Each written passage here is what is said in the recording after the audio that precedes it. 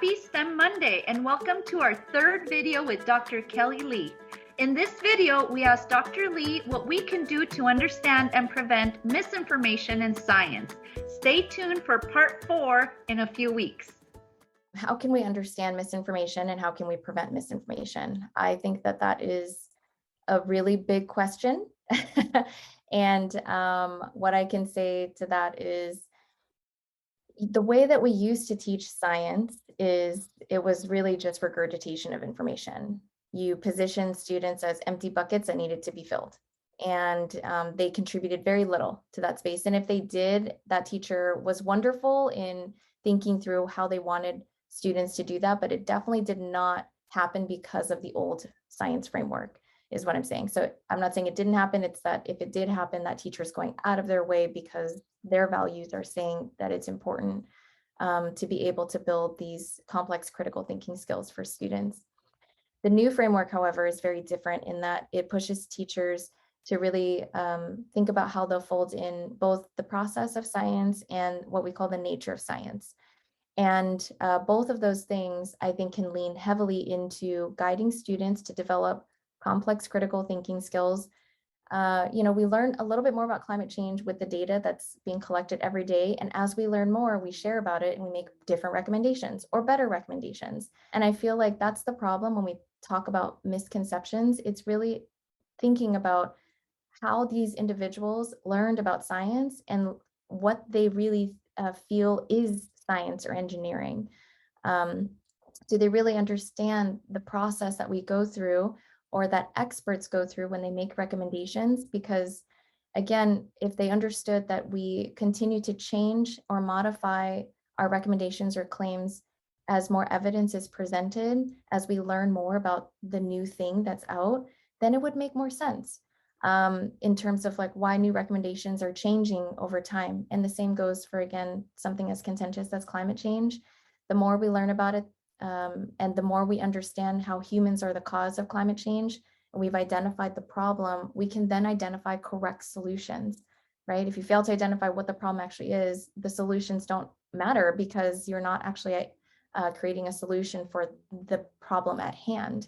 And so when we think about understanding misinformation, it is critical that our science teachers build in many opportunities, not just during a lab, not just during these smaller moments when we engage in that co-construction of knowledge through direct interactive instruction.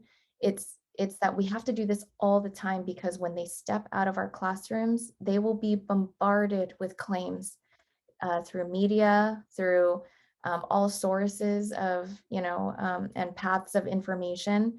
And we have to give them the skills to be critical about the information they're receiving. And so when we think about developing students as critical,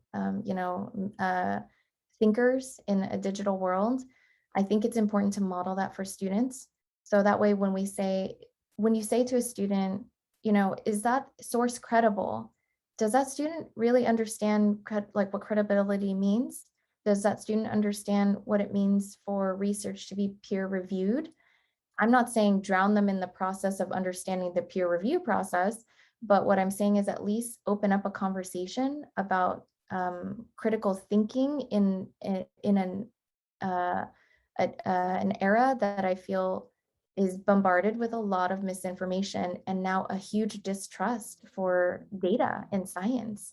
And so again, I think just providing a safe space for students to explore that, but also actually watching a teacher check for credibility or check for peer-reviewed sources, or talk with them about why we use certain sources and why we don't for others, what it means to engage in the nature of science. So again, as these things emerge, as new information emerges, that student naturally, when they go out into the real world and they see new claims, they naturally start questioning it. Should I really believe that? Wait, that billboard said this. Is that right? Where can I find more information about this? Or who is actually reporting this information? Let me look more on the author. Do they have any biases that I should be concerned about? Who is funding this research? Is that important to understand? How do I even find information about that? How do I know? The point is they need to start questioning the information that's out there and who's putting it out there.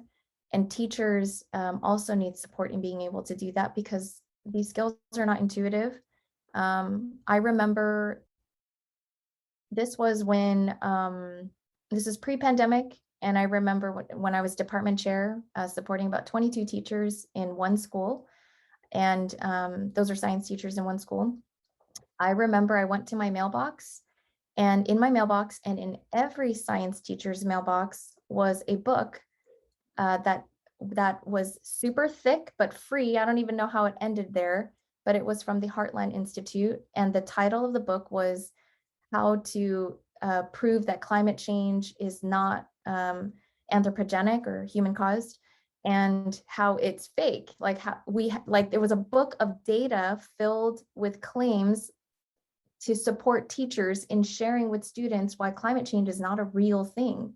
And I thought to myself, the moment I looked it up, I was like, wait, hold on, who wrote this book? Because as a science teacher, you're immediately moving into skepticism. So I thought, who wrote this book? Heartland Institute. The Heartland Institute sounds like a nice name. And so I thought, let me Google this. And the more I looked it up, the more I realized, okay, they're supported by, other industry and fossil fuel companies and, so on and so forth. And then I started digging in the book, and instead of using it as a resource to teach students about why climate change isn't real, I actually used it to then teach students how to look at information that isn't credible, while using a source that I felt was highly uncredible, because I was able to use my own skill set to trace back the origin of this, who created it, who's funding this information, and then also thinking through as a teacher, how many other teachers went as far as I did in looking at this resource.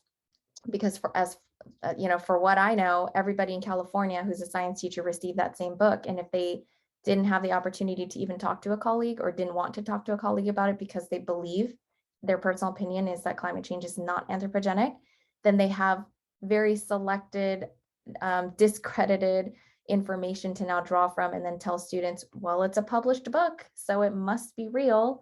But the point is, I feel like with misinformation, it happens with not only students on a daily basis, but with everybody. And there's a reason for why, the current studies are around 55% of all teachers do not teach about climate change, because they feel that it's not related directly to their subject area, which again, that's to me, that just tells me that there needs to be support in helping teachers to understand how climate science is part of science and should be part of science moving forward, because it's a very real problem that students have to face today and tomorrow, right? That we need solutions for, and that we need to prepare them for. They have the right to learn the science. But then also, when we were thinking through, again, how to support teachers in doing this, I think the statistics are mid 60% is saying that teachers across the nation are teaching climate change, but do so in 1 to 2 hours of the whole year. So for anybody who's at least dug a little bit into climate change and the impacts of climate change, and how overwhelming this issue is, I don't know realistically how you take that on in one class period and then send the message to student that this is urgent, right? That doesn't make sense to me. I only use one period to talk about this climate crisis, and then I move on to whatever else I'm teaching, whether it's, the cell or atomic models and things like that. But that in itself sends messages to students that maybe this isn't as important, because this person is spending zero time on it, or very minimal time on it. And also, you can't even get into the action-oriented pieces with one class period to talk about the issue, and then telling them, yeah, but it's, it's just something you have to learn. I checked it off my list. I fulfilled the framework, and now moving on. The point is, if we're doing this in very meaningful ways, you have to incorporate helping students to combat misinformation against very powerful disinformation campaigns as part of that curriculum, because whether we do so or not, they will be bombarded with these claims. And the best thing we can do is provide a safe space for them to at least explore the claims and give them tools to navigate what that looks like.